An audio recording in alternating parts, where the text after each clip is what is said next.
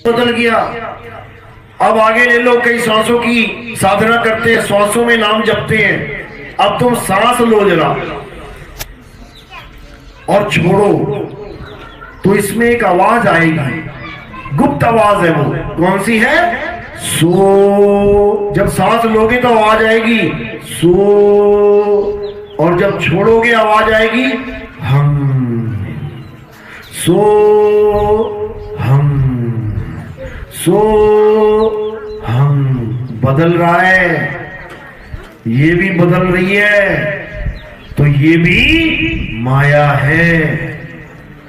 अब कई लोग कानों में उंगलियां डालते हैं और अलग अलग तरह की आवाजें सुनते हैं, 5 नाद कह देते हैं उसको। अब 5 नाद कैसे सुनेंगे?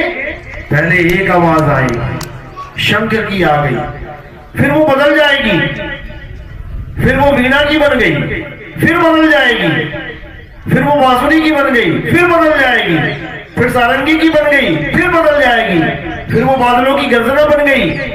यानी वो भी बदल रही है, यानी वो भी माया है।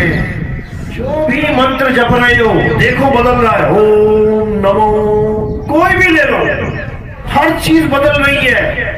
यानी अभी तक सत्य तक पहुंचे नहीं है। क्या है जो कभी नहीं बदलेगा? आत्मा कभी नहीं बदलती। आत्मा जैसी है वैसी ही थी और वैसी ही रहेगी। ये आत्मा का ना तो कभी जन्म होता है, ना ही आत्मा की कभी मृत्यु होती है। हे अर्जुन, इस आत्मा को ना तो कोई शस्त्र काट सकता है, ना अग्नि जला सकती है, ना वायु सुखा सकती है, और ना ही जल भिगो सकता है। यानी आत्मा को कोई कुछ कर ही नहीं सकता। लेकिन शरीरों को जलाया भी जा सकता है, काटा भी जा सकता है, मारा भी जा सकता है, भिगोया भी जा सकता है, सुखाया भी जा सकता है। तो दोनों में फर्क समझ लो, एक है शरीर, एक है आत्मा। शरीर यानी असत्य और आत्मा यानी सत्य है। इसीलिए गीता में अध्याय 3, कौन सा? 3 श्लोक नंबर 17, अध्याय 3 श्लोक नंबर 17 क्या बोला उसमें कृष्ण जी ने? उसमें यही समझाया है कि हे अर्जुन, जो अपनी आत्मा में रमण करते हैं, जो अपनी आत्मा में तृप्त हैं, जो अपनी आत्मा में संतुष्ट हैं, उनके लिए कोई धार्मिक कर्म कर्तव्य लागू ही नहीं होता। सारा मैटर ही क्लियर कर दिया, पूरा मैटर क्लियर कर दिया कि सत्य और असत्य को समझ लो। आत्मा ही सत्य है, आत्मा के अलावा कुछ सत्य नहीं है। लेकिन ये जीव आत्मा को तो सारी उम्र नहीं जान पाया, कभी सोचा तक नहीं कि ये मेरी शरीर, मेरी काया चल कैसे रही है, ये हाथ हिल कैसे रहा है, ये उंगलियां कैसे हिल रही हैं, मैं खा कैसे रहा हूं, मैं चल कैसे रहा हूं। और जैसे ही आत्मा शरीर से अलग हो जाती है, ये पड़ी है लाश ढेरी। इसको चला कौन रहा है? अगर इस सवाल का जवाब आपको मनुष्य जीवन में मिल जाए ना, तो समझ लो कि जन्म सफल होने से कोई नहीं रोक सकता। लेकिन किसी का सवाल ही नहीं है ये कि मैं अपनी आत्मा को कैसे जानूं। सवाल क्या करते हैं लोग? बाबा जी मेरे घर में खुशियां कैसे आ जाएं? बाबा जी मेरी नौकरी कैसे लगेगी? बाबा जी मेरी शादी नहीं हो रही, मेरी शादी करवा दो। अरे भाई, अभी तेरी सांसें खत्म हो गई ना, ये नौकरी, ये शादी, ये घर गृहस्थी सब यही रह जाएगी 2 मिनट में। और तुझे तेरे घर वाले उठा के तेरा राम नाम सत्य कर देंगे। जीवन मिला है इंसान जन्म केवल ये जानने के लिए कि आखिर मैं हूं कौन। मेरा असली स्वरूप क्या है। ये नकली स्वरूप तो सबको पता लग गया, मैं लड़का हूं, मैं लड़की हूं, लेकिन मैं आत्मा हूं, ये कब पता लगेगा। इसी को पता करने के लिए तुम्हें परमात्मा ने बुद्धि, विवेक, विचार इसलिए दिया है, बाकी किसी को नहीं दिया है। किसी जानवर को इतना बुद्धि विवेक नहीं दिया जितना इंसान को दिया है। क्यों दिया इंसान को? क्योंकि उसने दया करके एक मौका दे दिया कि 1,84 में तो भटक ही रहा है, पता नहीं कितनी बार कुत्ता, बिल्ली, हाथी, घोड़ा, सांप, बिच्छू बन गया, चलो एक बार इसको इंसान जन्म मिलता है तो इसको बुद्धि, विवेक, विचार दे देते हैं, शायद ये अपने इस जन्म को सफल कर ले और इसका जन्म मरण सदा सदा के लिए खत्म हो जाए। लेकिन इंसान परमात्मा से भी सियाना है, उसने ये बुद्धि विवेक कहां लगा लिया? उसने ठगी करने में लगा लिया। इसका माल भी मेरा हो जाए, उसका भी मेरा हो जाए, ऐसे लूट कर लूं, ऐसे कष्ट, ऐसे इकट्ठा कर लूं, करते करते करते इतनी बड़ी ढेरी बना के टिकट कटवा के चला जाता है। कितना ही माल इकट्ठा कर लो, 1 रुपया छोड़ो, 1 पैसा आ जाएगा, क्या कहानी है। तो ये एक ऐसा पिंजड़ा है जिसको एक दिन छोड़ के ये हंस उड़ जाएगा। तो जो आम पिंजड़ा होता है, तोते का पिंजड़ा देख लो, जिसमें तोता रहता है, उसमें केवल एक दरवाजा होता है। वो दरवाजा खोला, तोते को डाला, दरवाजा बंद कर दिया। वो दरवाजा एक होता है, और अगर वो एक दरवाजा तुम केवल 20 सेकंड के लिए खोल के इधर उधर उठाओ, 10 सेकंड के लिए छोड़ो, 5 सेकंड के लिए, तो तोता दिखाई देगा तुम्हें अंदर। तोता 2 मिनट में फुर्र निकल जाएगा। रोता हुआ निकलेगा कि हंसता हुआ? यानी खुशी होगी एक या रो रहा होगा। खुशी में छोड़ेगा, और तुम लाख बार चूरी बादाम फेंक देना कि आजा आजा आजा, आ जाएगा क्या मुड़ के? वो कभी ना आता, बड़ी मुश्किल से तो जान छूटी बेचारे की। तो उस दरवाजे को 5 सेकंड के लिए खोल दो, तोता निकल जाएगा। इस पिंजड़े में कितने दरवाजे हैं इसको अच्छे से समझ लेना, क्योंकि तुम ही हो वो तोता। तोते को ही ज्ञान समझा रहा हूं मैं कि बेटा जब पिंजड़ा छूटेगा तो क्या करना है। ये किसी और तोते की बात नहीं कर रहा मैं, तुम ही हो वो तोता। अब तोता जिस पिंजड़े में बैठा है, इस पिंजड़े के कितने दरवाजे हैं गिनो जरा। कहां है दरवाजे? कभी दरवाजे देखे इस पिंजड़े के? नहीं देखे, आज दिखा देते हैं। कबीर साहब कहते हैं 10 द्वारे का पिंजड़ा और तामे बोले पौन, और रहीबे को अचरज है और उड़ा सो अचरज कौन। कहते हैं ये वो तोता है जो ऐसे पिंजड़े में रहता है जिसके 10 दरवाजे खुले पड़े हैं, ये कभी उड़ता ही नहीं है। कौन से दरवाजे हैं? ये देखो, 1 2 3 4 5 6 7 और 2 दरवाजे नीचे हैं, लैट्रिन और बाथरूम के। ये दरवाजे गिनोगे तो 9 हैं।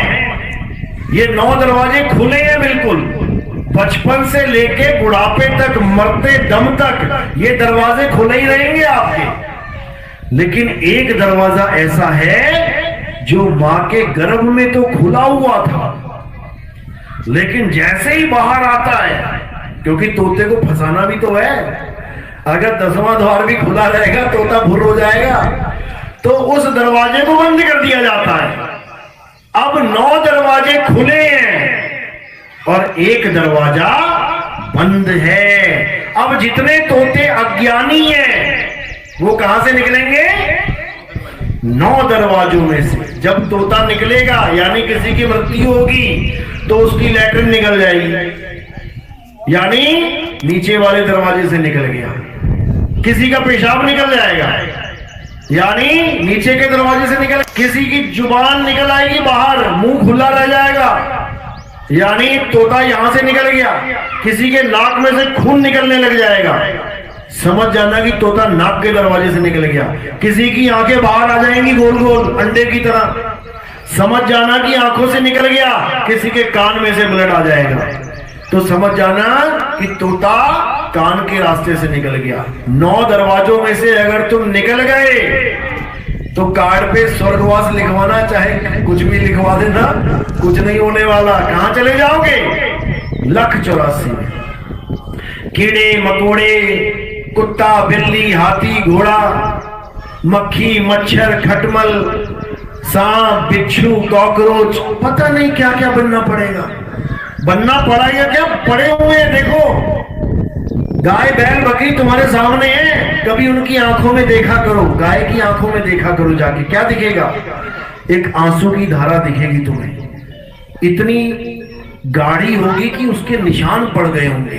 बहुत खुश नहीं है गाय कि तुम सोचो कि गाय में तो 33 करोड़ देवी देवता है, वो तो खुश होगी, रो रही है, भोग रही है अपने इस 84 के चक्कर को, रो रही है और तुम्हें संकेत दे रही है तुम मत रोना, नहीं तो आज जो लड्डू पेड़े गुलाब जामुन खा रहे हो फिर घास खानी पड़ेगी सूखी भूखी। खा के देख लेना आज थोड़ी सी चबा के, चबा पाओगे कि नहीं, क्योंकि वहां पर चबानी पड़ेगी। तो वो यही संकेत दे रहे हैं तुम्हें। आज तुम बढ़िया मकान बना के आराम से रह रहे हो, किसी कुत्ता कुतिया की योनि में आ गए तो गलियों में सोना पड़ेगा, बिना मकान के बिना बेड के नाली का पानी पीना पड़ेगा। आज तो आरओ लगवा रहे हो घरों घरों में, साफ सफाई का पूरा ध्यान है। सुअर बन गए तो पता है खाना कहां मिलेगा, सुअर बन गए तो ब्रेकफास्ट कहां होगा पता है? नाली में होगा, और खोद खोद के लोगों का खजाना जो वहां गिरा पड़ा उसको खाना पड़ेगा। ये असलियत बता रहा हूं मैं, मजाक नहीं है। वो सुअर के साथ कोई दुश्मनी नहीं परमात्मा की कि तुम्हें इंसान बना दिया उसको सुअर बना दिया, वो भी तो उसी का बच्चा है। तुम्हें भी बनना पड़ेगा, याद रखना, जैसे उस ऋषि को बनना पड़ा था। क्या बनना पड़ा था? हिरण। भागवत में कथा आती है, एक ऋषि था, सारी उम्र ओम नमः शिवाय ओम नमः शिवाय ओम भगवते वासुदेवाय, हरे राम हरे कृष्ण, सारी उम्र भगवान का नाम जपता रहा, सारी उम्र वेद पुराण गीता पढ़ता रहा, सारी उम्र हवन यज्ञ करता रहा, बूढ़ा हो गया, मरने वाला समय आ गया। तो क्या हुआ? एक हिरण का बच्चा आ गया उसके आश्रम में, उसको बड़ा अच्छा लगा, उसने पाल लिया। अच्छा किया कि बुरा किया? अच्छा किया। हिरण के बच्चे को पालना अच्छी बात है, जानवरों को पाल लिया, उसकी सेवा कर रहा है, घास खिला रहा है, पानी पिला रहा है, खूब उसको देख रहा है, उछल रहा है, बड़ा अच्छा लग रहा है, आनंदित हो रहा है घास खिला के। अच्छा किया, जीव की सेवा है, तुम भी खिलाओ। तो धीरे धीरे धीरे उस हिरण से इतना प्रेम हो गया कि अब उसके बिना उसको कुछ नजर ही नहीं आ रहा है। जब देखो तब हिरण के बारे में सोच रहा है। एक दिन बैठा हुआ भक्ति करने के लिए, नाम जप रहा है भगवान का, एकदम संदेशा आया, अंदेशा हुआ कि शरीर छूट रहा है। अब जैसे ही शरीर छूटने की बारी आई, अब महात्मा जी का ध्यान कहां चला गया? हिरण के बच्चे में। अरे मेरे जाने के बाद इसे कौन पालेगा? अरे मैंने इसको बांध रखा है गले से, अगर कोई भेड़िया आ गया, कोई शेर आ गया तो ये भाग भी नहीं पाएगा, ये मर जाएगा। अरे ये तो बड़ा अन्याय हो गया। अच्छा सोच रहा है कि बुरा सोच रहा है? किसी के बारे में अच्छा सोच रहा है कि बुरा सोच रहा है?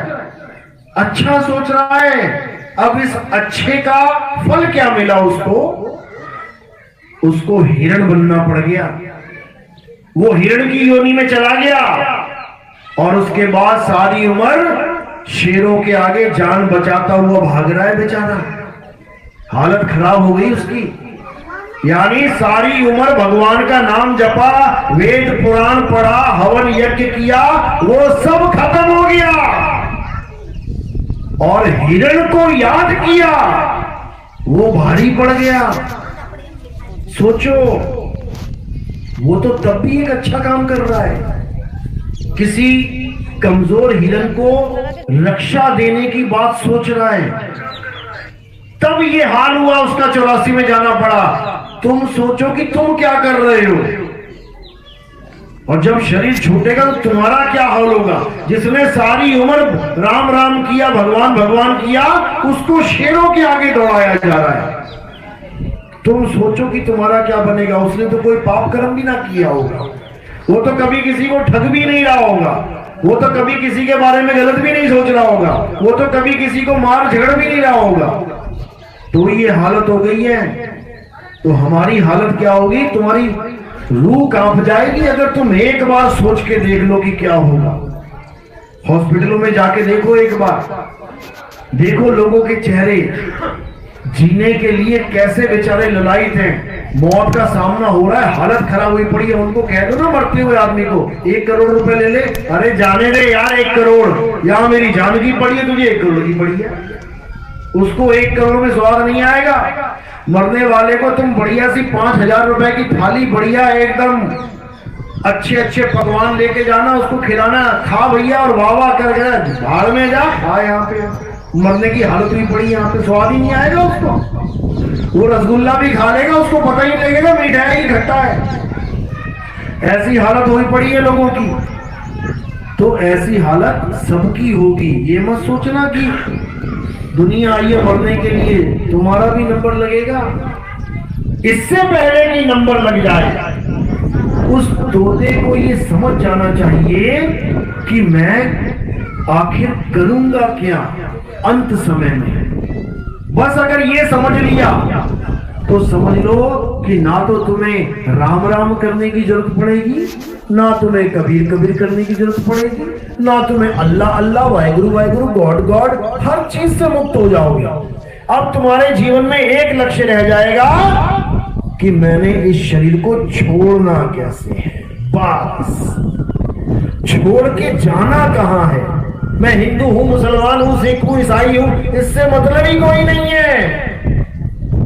क्योंकि तोता और पिंजड़ा बस 2 ही चीजें हैं यहां पे। वो तो दुनिया ने रटा दिया तोते को। तोता क्या राम जी का पुजारी होता है? तोता राम जी की पूजा करता है कभी? लेकिन जब पिंजड़े में होता है ना, उसको रटा दिया था, बेटा बोलो राम, वो भी कहता लाम लाम लाम। अब वो हिंदू तोता हो गया। अब किसी मुल्ला जी ने तोता पाल लिया, वो कह रहा बेटा बोल अल्लाह हूं अल्लाह हूं, तोता भी लगा अल्लाह हूं अल्लाह हूं। अब वो मुसलमान तोता हो गया, सुन रहा है वो। तो इसको समझ लो, यानी हमारे जीवन का एक ही लक्ष्य है कि कहां से आया। इस पिंजड़े में तू आया कैसे, कहां से आया, कहां जाएगा, खबर करो अपने तन की। इस पिंजड़े की खबर कर लो। सतगुरु मिले तो भेद बतावे और खुल जाए अंतर खिड़की। जो आखिरी दरवाजा है, जिसको बंद कर दिया गया है, वो दरवाजा खोल दिया जाता है। और जैसे ही वो दरवाजा खुला, तोता सीधे अपने घर। यानी अब उसको किसी और पिंजरे में नहीं आना पड़ेगा। बस यही समझना। जिसने ये समझ लिया, उसका जन्म मरण का रोग सदा सदा के लिए खत्म हो गया। और जो ये नहीं समझ पाया, अब वो तैयारी करे वापस। अब पता नहीं कौन सा जन्म मिलने वाला है। आज इंसान जन्म में हो, बढ़िया गद्दा है, सो रहे हो, खाना बढ़िया खा रहे हो, प्यास लगी, पानी की टंकी टूटी घुमाई, जग भरा, 2 लीटर पानी पी लिया, हिरण बन गए। फिर ये मोटर नहीं मिलेगी, बटन दबाया पानी भर दिया। फिर ये आरओ नहीं मिलेंगे, प्यास लगेगी, तालाब के पास, नदी के पास जाना पड़ेगा। और वहां पर एक अंकल जी हैं, जो इंतजार कर रहे हैं हिरन का कि जल्दी से आए, पानी पिए, और पानी पीने के लिए मुंडी डाले, गर्दन डाले, तो क्या होगा?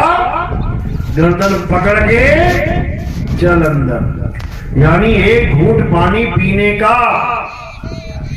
बदला अपनी जान चुका के देना पड़ेगा, अपने जान का खात्मा करवाना पड़ेगा, तब एक घूंट पानी नसीब होगा जंगल में। यहाँ तो खूब टंकियां लगा दी, गांव भर के लिए पूरे 12-12 हजार की टंकियां लगी पड़ी हैं, वहां कुछ नहीं मिलेगा। तो इससे पहले कि वो दुर्दशा हो जाए, जाग जाओ, जाग जाओ और इस दुनिया से भाग जाओ। साहिब कह रहे हैं, भाग भाग रे फकीर के बाल के, कनक और कामिनी से शेर लागा, अरे फाड़ के खाएगा तू खड़ा चिल्लाएगा, बड़ा बेवकूफ है जो ना भागा। अरे बचे नहीं नीमी ऋषि, बचे नहीं रिंगी ऋषि, ऋषि नारद मुनि को चाप डाला, तो कहे कबीर बचेगा सोई, करे सत्संग दिन रहन जाना। सत्संग करना पड़ेगा तुम्हें। सत्संग का मतलब ये नहीं कि माइक लगा दिया और मैंने 1 घंटा 2 घंटे का सत्संग कर दिया, हो गया सत्संग। ये नहीं है सत्संग, ये तो सत्संग की महिमा है, ये उसकी महिमा गा रहा हूं मैं सत्संग की। सत्संग का क्या मतलब होता है? सत्य का संग करना, सत्य के संग जुड़ जाना, सत्संग। तो सत्संग कब करोगे? पहले पता तो हो ये सत्य है क्या, तभी तो संग करूंगा। तो सत्य क्या है? आत्मा ही सत्य है। और संग कौन करेगा? आत्मा का संग कौन करेगा? जीव करेगा, जीव। क्यों? क्योंकि जीव ही नाना प्रकार की योनियों में भटका हुआ है। आत्मा का संग करेगा तो परम गति को प्राप्त हो जाएगा। आत्मा का ज्ञान प्राप्त होगा तो इसकी भटकना खत्म हो जाएगी। इसीलिए बोला है, आत्म ज्ञान बिना नर भटके। नर यानी जीव। ये काया में जीव बैठा है, यही हर काया में बैठा है, यहां बैठा है, वहां बैठा है, हर जगह जीव बैठा है। अब करना क्या है? इस जीव को आत्मा के साथ जोड़ देना है, यानी अपनी आत्मा का संग करना है। 24 घंटे अपनी आत्मा का ध्यान धरना है। कैसे धरेंगे ध्यान? जोगियों की तरह आंखें बंद करके। फिर घर का काम कौन करेगा? फिर सास कहेगी बढ़िया बहू मिली है, 24 घंटे आत्मा का ही ध्यान करती रहती है, आंखें बंद करके बैठी रहती है। काम कौन करेगा? काम भी आप ही करोगे, लिखोगे, पढ़ोगे, सारे काम करोगे और साथ के साथ आत्मा का ध्यान करोगे। कैसे? जैसे एक पनिहारिन मटका अपने सिर पे रखती है और चल पड़ती है घर से, 24 घंटे चल रही है, तो 24 घंटे में कितनी देर मटके का ध्यान किया उसने? उसका ध्यान मटके पे कितनी देर रहेगा 24 घंटे में से? 1 घंटा। 24 घंटे यानी वो चल भी रही है, रास्ते में कोई मिल गया तो बातें भी कर रही है, कोई झगड़ा करने लग गया तो 2-4 गालियां भी दे रही है, और आगे जा रही है, कोई मार्केट आ गई तो सौदा भी कर रही है, भूख लगी तो खड़ी होकर ठेले पे खाना भी खा लिया। लेकिन 24 घंटे में अपने मटके को 1 सेकंड के लिए भी नहीं भूला। ये है महिमा नाम की। तुम्हें ऐसा गुरु चाहिए जो तुम्हें ऐसा सिमरन बता दे जो 24 घंटे चले। 24 घंटे तुम्हें अलग से राम बोलने की जरूरत ही ना पड़े, तुम्हें अलग से वाहिगुरु बोलने की जरूरत ही ना पड़े, 24 घंटे राम के साथ जुड़े रहो। तो इसी को साहिब ने सिमरन बोला है। सिमरन, सिमरन की सुध यूं रहे ज्यों गागर पनिहार, और बोले डोले सूरत में कहे कबीर विचार। 24 घंटे सारे काम भी करोगे और परमात्मा के नाम का भी 24 घंटे सिमरन करोगे, टूटेगा नहीं वो। जब 24 घंटे उसको याद करोगे तो कहां जाओगे?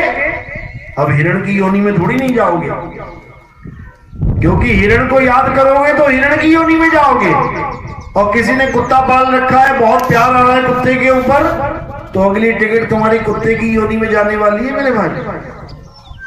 वहीं से आना पड़ेगा तुम्हें इस संसार में, क्योंकि जहां आशा वहां वासा। अरे जहां आशा तहां वासा होई, और वाको रोक सके ना कोई। अगर सत्संग में बैठे बैठे एकदम ध्यान आ गया, अरे मेरी गाय को छूने का टाइम हो गया है, अरे वो आने वाला था बंदा 5,000 रुपया देने वाला था, मुझे निकलना जाए, अभी जहां आस लगी है वहीं पहुंच जाओगे 2 मिनट में। सत्संग वत्संग यही रह जाएगा, धरेगा धरा। तो जहां आस लगी वहीं तुम्हारा वास होगा, और जहां आस नहीं वहां तुम्हारा वास नहीं। बच्चा स्कूल से घर आ रहा है, रास्ते में पूरा मेला लगा हुआ है। अगर बच्चे ने ये सोच लिया नहीं मैंने तो घर जाना है, मुझे मेले से कोई मतलब नहीं, रुकेगा क्या? नहीं रुकेगा। और जिसने ये सोच लिया मेला लगा है, चाट पकौड़ी खा के जाऊंगा, खूब खिलौने देखूंगा, खूब झूलूंगा, फिर पहुंच लिया वो शाम तक घर, और उसके बाद डंडों से स्वागत होगा उसका। क्यों? क्योंकि उसने अपना समय बर्बाद कर दिया। इसी प्रकार इस संसार सागर को भी एक मेला समझ लो, और इस मेले में हम भटक गए हैं। अब डंडे से स्वागत होने वाला है थोड़े दिनों बाद, जब घर वापसी होगी तो, क्योंकि मेले में हम इतना उलझ गए कि अब घर जाने का मन ही नहीं है। कोई घर जाना ही नहीं चाहता, बल्कि रास्ता ढूंढते हैं, भैया इस मेले में ही रहे, गुरुजी बचाए लो, डॉक्टर साहब बचाए लो, मेले में ही रहना चाहते हैं, क्योंकि घर वापसी कोई नहीं करना चाहता। लेकिन साहिब क्या कह रहे हैं? कहते हैं अंत काले जो लड़का सिमरे, ऐसी चिंता में देह मरे, सुअर जून वो वल वल उतरे। जो अंत काल में कहते हैं मेरे लड़का दिखा दो, मैं शक्ल देखना चाहता हूं अपने बच्चों की, कहते हैं बच्चे ही चाहिए। अरे शरीर छूट रहा है, अभी भी बच्चे चाहिए। आजा बेटा, फिर सुअर का जन्म मिलता है, 20-20 बच्चे आते हैं एक बार में। 5 बार सूरी भी आ गई तो गांधारी बन जाएगी, 100 बच्चों की अम्मा। तो कह रहे हैं अंत काले जो माया लक्ष्मी सिमरे, ऐसी चिंता में देह मरे, सर्प झून वो वल वल उतरे। अब जहां खजाने खोदे जाते हैं पुराने, देखो मटका खोलो तो मटके में फन खोल के मिलता है बाबा। वो कौन है? वही है जो लक्ष्मी की सिमरन कर रहा था। तो कह रहे अंत काले जो स्त्री सिमरे, ऐसी चिंता में देह मरे, वैश्या जन्म वो वल वल उतरे। जो काम वासना में लिप्त रहते हैं अंत काल में भी काम वासना में आते हैं, वैश्य का जन्म मिलता है, पूरा दिन काम वासना में बीत जाता है। फिर कह रहे अंत काले जो प्रभु को सिमरे, वैसी चिंता में देह मरे। अगर अंत समय में प्रभु को याद कर लिया तो समझ लो अब प्रभु ही मिलेगा, अब कोई रोक नहीं सकता उसको। तो जब 24 घंटे सिमरन रहेगा आत्मदेव का, तो आत्मा ही प्राप्त होगी। और एक बार अगर प्राप्त हो गई, यानी एक बार तुम आत्मा हो गए, अब तुम्हें यमराज तक नहीं पकड़ सकता। क्यों? क्योंकि आत्मा को कोई कुछ कर ही नहीं सकता। शस्त्राणी नैनम दहती पावका, ना चैनम क्लोदंतापे, ना शोषती मारुता। फिर इस आत्मा को ना कोई गाड़ सकता है, जला सकता है, ना हवा सुखा सकती है, ना जल भिगो सकता है। सदा सदा के लिए मुक्त हो गए, अब ना कहीं आना और ना कहीं जाना, आपे में आप समाना। अब तुम्हारा सारा ध्यान अपनी आत्मा में समा जाएगा, और उसके बाद ये जन्म मरण का रोग सदा सदा के लिए खत्म हो जाएगा। इसके अलावा इस संसार में और कोई रास्ता नहीं है, नहीं है, नहीं है। इसके अलावा कोई मंत्र जप रहा है, तंत्र कर रहा है, पूजा पाठ कर रहा है, हवन यज्ञ कर रहा है, वो असत्य को ही ध्या रहा है। अंत में उसे असत्य ही मिलने वाला है, क्योंकि सत्य केवल एक है, सत्य नित्य है, सत्य शाश्वत है, सत्य सनातन है। और सनातन सबके लिए एक है। क्या है सनातन? हे अर्जुन, आत्मा ही सत्य सनातन है। हिंदू मुस्लिम सिख ईसाई सबके लिए एक ही सत्य है, और वो सत्य सनातन है। सनातन का मतलब ये नहीं कि तुम पत्थरों की पूजा करो तुम सनातनी हो गए, तुमने राम जी की पूजा कर ली, श्याम जी की पूजा कर ली, हनुमान जी की पूजा, तुम सनातनी हो गए। तुम कभी सनातनी नहीं हुए। सनातनी कौन होता है? सनातनी और हिंदू में फर्क समझ लो। अभी ये लोगों को ये भी नहीं पता कि सनातनी और हिंदू में क्या फर्क है। सब हिंदू बनने में लगे हैं और सनातन का किसी को अता पता नहीं है। हिंदू कौन होता है? जो हिंदू देवी देवताओं की पूजा करता है, यानी शरीरों की पूजा करता है। राम जी, कृष्ण जी, हनुमान जी, शनि देव, वरुण देव, ये देव, वो देव, सारे देव, वो हिंदू है। जो शरीरों की पूजा कर रहा है, मंदिरों में पत्थरों की पूजा कर रहा है, हिंदू है। और सनातनी कौन है? जो सत्य सनातन को जान रहा है, जिसका ना कभी जन्म होता है ना कभी मृत्यु होती है, उसकी कोई देह नहीं है, उसका कोई शरीर नहीं है, वो आत्म तत्व है। जो उस आत्म तत्व का पुजारी हो जाता है वही सत्य सनातनी कहलाता है। तो हमने सनातनी बनना है, इसीलिए कहते हैं सत्य सनातन धर्म की जय। लेकिन हमें पता ही नहीं है सत्य सनातन धर्म होता क्या है। हम सोच रहे हैं राम जी की पूजा करना सत्य सनातन धर्म है। जब राम जी पैदा नहीं हुए थे तब किसकी पूजा करते थे? कोई कहेगा विष्णु जी की। अरे विष्णु जी भी जब पैदा नहीं हुए थे तब किसकी पूजा करते थे? उसके आगे तो किसी को पता ही नहीं है किसकी पूजा करें। उसकी पूजा करनी है जो सदा से था, सदा है, सदा रहेगा। और वो क्या है? वो सत्य सनातन आत्मा है। राम जी केवल एक युग के लिए आए त्रेता में, कृष्ण जी केवल एक युग के लिए आए द्वापर में, विष्णु जी एक युग के लिए हैं सतयुग में। वो कौन है? जो सब युगों के लिए है, आत्मा है। विष्णु जी का शरीर, राम जी का शरीर, कृष्ण जी का शरीर किसकी वजह से चल रहा है? आत्मा की वजह से। कृष्ण जी समझा समझा के थक गए ये बात कि नैनम छिन्नन्ति शस्त्राणि। हे अर्जुन, आत्मा को कोई शस्त्र छेद नहीं सकता, काट नहीं सकता। तो उनके पैर में क्या लगा था? कृष्ण जी के पैर में क्या लगा? तीर लगा। जिसके पैर में तीर लग गया, क्या उसकी महिमा गाई कृष्ण जी ने? क्या बोला कि जिसके पैर में तीर लग जाए उसकी पूजा करो? कृष्ण जी ने कहा कभी ऐसा? अरे कृष्ण जी ये समझाते रहे नैनम छिन्नन्ति शस्त्राणि, उसकी पूजा करो जिसको शस्त्र छेद नहीं सकता। और हम किसकी पूजा करने लग गए? जिसके पैर में तीर लग गया। यही अज्ञानता है, यही अज्ञानता है। क्योंकि हम समझ ही नहीं पाए कि बात जा कहां रही है। हम समझ ही नहीं पाए कि आत्मा होती क्या है।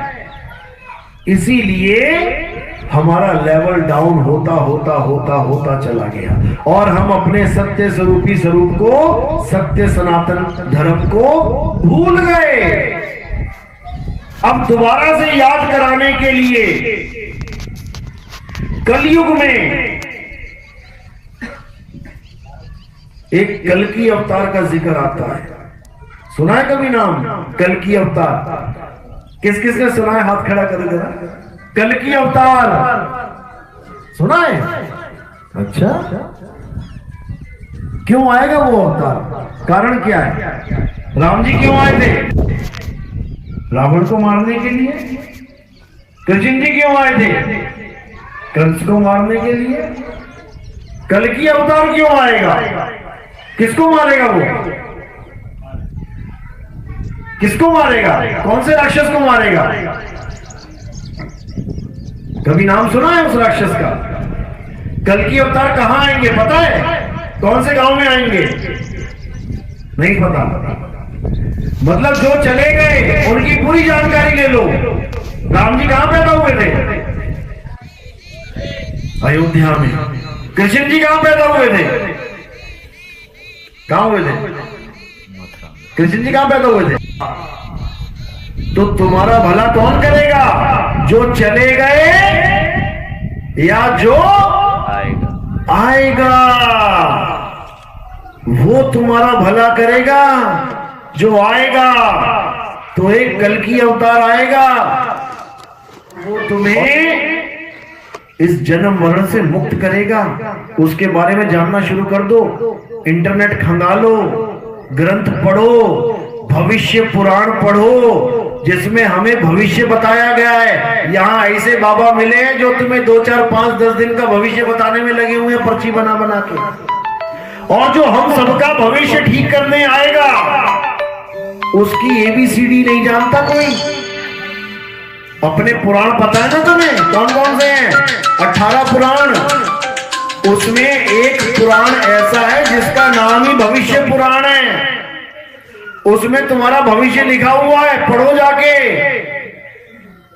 यानी सब तोतों का भविष्य लिखा है कि मुक्ति मिलेगी कि पिंजड़ा मिलेगा। तो जिस तोते को मुक्ति चाहिए उसको अच्छे से पढ़ लेना। सारे भेद लिखे हैं उसमें। उसमें ये लिखा है कि कल की अवतार आएगा, वही कल्याण करेगा सबका। ये राम जी कृष्ण जी तो कर गए अपने समय में जिसका कल्याण करना था। समझ लो इस बात को। द्वापर युग में मुझे बता दो राम जी का नाम किसने जपा? कोई राम जी का पुजारी था द्वापर युग में? बता दो। त्रेता में राम जी आए, चले गए, एक बंदे ने भी राम का नाम नहीं जपा। कृष्ण कृष्ण हो रही थी द्वापर में। क्यों? क्योंकि राम जी का समय समाप्त हो गया। वो डॉक्टर चले गए, अब नया डॉक्टर आया है द्वापर युग में, कृष्ण नाम का। वो कर रहा है सबका इलाज। अब कृष्ण जी भी चले गए, अब कौन करेगा इलाज? अब कल की अवतार करेगा इलाज। तो अपना डॉक्टर ढूंढना शुरू कर दो, इससे पहले कि कैंसर इतना बढ़ जाए कि प्राण निकल जाए। ढूंढना शुरू कर दो, क्योंकि समय तुम्हारा आने वाला है, ज्यादा लंबा समय नहीं है। एक आदमी का एवरेज समय कितना है इंडिया में जीने का पता है? मात्र 60 साल एवरेज समय। यानी 60 भी पूरे नहीं हो पाते लोग। 45, 50, 55 तक निकल ले। कोई कोई 60, 70, 80, 90, बहुत ज्यादा तो कोई पूरे पूरे शहर में 2, 4, 5 जो 100 पार करते हैं। तो जब हम एवरेज लगाते हैं तो 60 की उम्र आती है। अब 60 की उम्र की एवरेज में अब अपना हिसाब लगा लो कि कितने साल के आप हो गए हो। अगर तुम 40 साल के हो गए हो तो केवल 20 साल है तुम्हारे पास। अगर तुम 50 साल के हो गए हो तो मात्र 10 साल है तुम्हारे पास। अब तुम 55, 56, 57, 58 के हो गए हो तो कैलेंडर उल्टा लटका लेना। अब साल मत गिनना, अब दिन गिनना। 365 से शुरू कर देना। 365 गया, 364 गया, 63 गया, करते करते बस तुम्हारी कहानी निपट जाएगी। उसमें तोते को निकलना पड़ेगा। तो इसलिए मेरे भाई अब समय बहुत कम है। अब विचार करना है, चिंतन करना है कि यहां से निकले कैसे। नहीं तो निकालने वाला इतना निर्दयी है कि घसीट के निकालेगा। देखो कैसे रोड पे एक्सीडेंट होते हैं, चिथड़े उड़ जाते हैं। कौन जाना चाहता है? लेकिन लेके वो जाएगा। तो इसलिए तो जैसे तुम सोते हो रात में, जैसे तुम सोते हो, कौन कौन सोता है रात में? हाथ खड़ा करो जरा। कौन कौन सोता है? बहुत अच्छी बात है। जब तुम सोते हो तो असल में तुम नहीं सोते हो। कौन सोता है? शरीर सोता है। और तुम क्या करते हो? तुम सपना देख रहे होते हो। तुम्हारे सपने में शेर आता है, तुम भाग रहे होते हो। तुम्हारे सपने में पानी आता है, तुम डूब रहे होते हो। तुम्हारे सपने में मार्केट आती है, तुम सब्जियां खरीद रहे होते हो। तुम्हारे सपने में शादियां होती है, तुम नाच रहे होते हो। तुम्हारे सपने में झगड़ा हो रहा होता है, तुम माँ बहन की गालियां दे रहे होते हो। और दुनिया क्या सोच रही है? सो रहा है। सो नहीं रहा है, वहां पे मार पड़ रही है, रो रहा है, सपने में कूटा जा रहा है। और जैसी लगता है कहता है शुक्र है सपना था। समझ लो। तो ये कौन है जो सोने के बाद भी नहीं सो रहा है? कौन है ये? यही तुम हो जो सोने के बाद भी नहीं सो पा रहे हो, क्योंकि तुम कभी सोते ही नहीं हो। इसी प्रकार तुम मरने के बाद भी नहीं मर पाओगे, क्योंकि तुम मरते ही नहीं हो। कौन मरेगा? जो सोया था ना, वही मरेगा। जो शरीर सोया था बेड पे, ये भी नहीं पता कि दाएं को सोया हूं कि बाएं को सोया हूं, पूरब को सोया हूं कि पश्चिम को सोया हूं, चादर ओढ़ के सोया हूं कि चादर कहीं और ही उड़ी पड़ी है। कोई होश नहीं उस शरीर का। इसी प्रकार जब शरीर छूटेगा, इस शरीर का तुम्हें होश ही नहीं रहेगा। कहां पड़ा है? नाली में पड़ा है कि थाली में पड़ा है? और तुम अपने आत्म स्वरूप में मगन होके सदा सदा के लिए जीवित हो जाओगे। ऐसी अवस्था मिल जाएगी, तुम कहोगे बाप रे बाप, इसको कहते हैं मरना। अरे पहले क्यों नहीं मर गया मैं? इसको कहते हैं मरना। अगर यही मौत है तो इससे सुंदर और कुछ है ही नहीं। इसीलिए साहिब ने बोला, जिस मरने से जग डरे अब मेरे मन आनंद, और मरने पर ही पाइए पूर्ण परमानंद। पूर्ण परमानंद। उसके बाद कोई कमी नहीं रह जाएगी जीवन में, सदा सदा के लिए मुक्त हो जाओगे। चलो तो आज का सत्संग यही समाप्त करते हैं। समझ में भी आई मेरी बात की? 2 घंटे बर्बाद। किसके किसके समझ में आई? हाथ खड़ा करो जरा। बहुत अच्छी बात है। इतने हाथ गांव में खड़े ही नहीं हुए कभी। बहुत अच्छी बात है अगर इतनी बात समझ में आ गई है तो, क्योंकि परमात्मा की अपार कृपा होती है अगर ये बात समझ में आ जाए तो। नहीं तो राम राम जप ले, श्याम श्याम जप ले, हनुमान हनुमान जपले वाले बहुत बैठे हैं यहाँ पे। उनकी बात बड़ी जल्दी समझ में आ जाती है, लेकिन ये बात समझ में नहीं आती। इसलिए आत्मा के ज्ञान को इससे पहले कि शरीर छोड़ना पड़े प्राप्त कर लो। आत्म ज्ञानी बनो, पत्थर ज्ञानी नहीं। अरे जो बोले ना डोले, जो खाए ना पिए, तुम उसको भगवान मान रहे हो। कमाल हो गई। फिर कहते नहीं इनमें प्राण डल गए। अच्छा, बहुत अच्छी बात है। एक बिना प्राण प्रतिष्ठित मूर्ति को अगर हम टेढ़ा कर दें, कितने मिनट में उड़ जाएगी अपने आप? मिनट में एक उड़ जाएगी, 1 घंटे में उड़ जाएगी, 1 दिन में, 1 हफ्ते में, 1 महीने में, 1 साल में, 1 युग में उठ ही नहीं पाएगी, क्योंकि प्राण ही नहीं है उसमें। चलो पंडित जी से प्राण डलवा लेते हैं। प्राण डलवा लिए, अब टेढ़ी कर दी, अब कितनी देर में उठ जाएगी? अब प्राण पड़ गए भाई, अब मुर्दा नहीं है वो, अब प्राण डल गए इसमें, प्राण प्रतिष्ठा हो गई है। अब कितनी देर में उठेगी? 1 मिनट में, 1 घंटे में, 1 दिन में, 1 हफ्ते में, 1 साल में, 1 युग में। तो जब प्राण नहीं वाली भी नहीं उठ पाई और प्राण वाली भी नहीं उठ पाई, तो डाला क्या उसमें? डाला क्या उसमें भाई? एक घड़ा खाली है, तुमने पानी डाला, दूसरा बंदा देख के बता देगा हाँ खाली नहीं है, डला है इसमें। वो देख के बता देगा।